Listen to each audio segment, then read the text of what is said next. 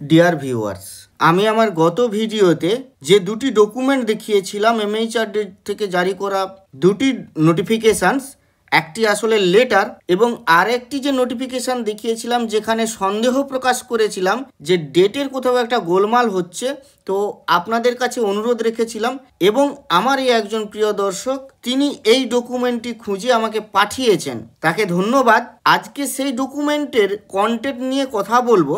এই documentary reference কিন্তু supreme কোর্টের 1 সেপ্টেম্বরের যে জাজমেন্টে রেফার করা হয়েছে, কিন্তু এখানেও একটা জিনিস যেখানে সম্পূর্ণ তথ্য পরিবেশিত হয়নি বলেই আমার মনে হয়েছে, তাই আজকে আবারও একটু বলবো যে দেখুন, TET can not be relaxed by the central government, এই কথাটি আছে, এই কথাটি কিন্তু এই ডকুমেন্টে আছে, কিন্তু সমস্যা হচ্ছে কোন ব্যাকগ্রাউন্ড থেকে এটা বলা হচ্ছে, কি উদ্দেশ্য নিয়ে বলা হচ্ছে, সেটি কিন্তু ম্যাটার করা উচিত। দেখুন, এইখানে under section 35(1) of the RT act অনুযায়ী যে কথাগুলি বলা হচ্ছে, সেখানে কিন্তু নিউ অ্যাপয়েন্টমেন্টের কথা উল্লেখ করা হয়েছে।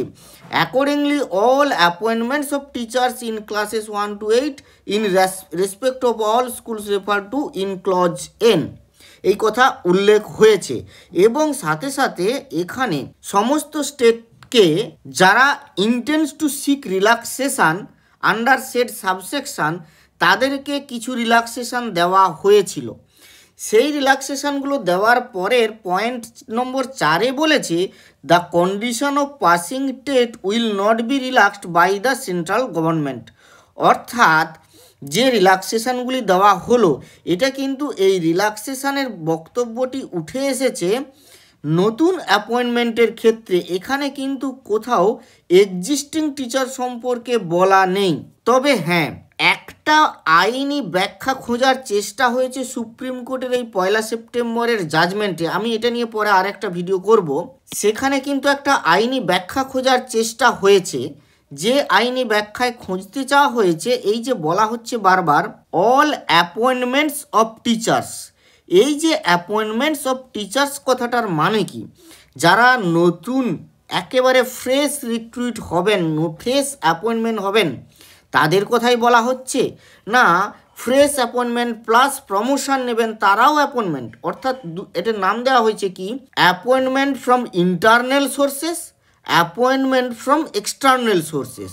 এই দুটি নিয়ে কিন্তু আলোচনা হয়েছে, আলোচনা হয়নি কিন্তু তা নয়। কিন্তু তবুও এটার ব্যাখ্যা কি এবং তার উত্তর কি দিয়েছে কোর্ট, তার উত্তরে কি কোর্ট কনক্লুশনে এসেছে, সেটা নিয়ে আলোচনা করার প্রয়োজন আছে। তো সেটা আরও একটু পুঙ্খানুপুঙ্খভাবে ব্যাপারটাকে স্টাডি করি, তারপরে আপনাদের সামনে ভিডিওটি নিয়ে আসব। তো আজকে এইটুকু জানানোর ছিল যে ডকুমেন্টটি পাওয়া গেছে, যেটা আমি বের করেছিলাম 23 নভেম্বর নয়, ওই একই নাম্বার দিয়েই কিন্তু আরও একটি নোটিফিকেশান যেটি 8 নভেম্বর 2010 হয়েছিল, সেটিতে অবশ্য যদিও এই কথাটি আছে, কিন্তু এই কথাটির প্রেক্ষাপট বিচার্য বিষয়। তো আজকের মতো এইটুকু। ভালো থাকবেন, সুস্থ থাকবেন, ধন্যবাদ।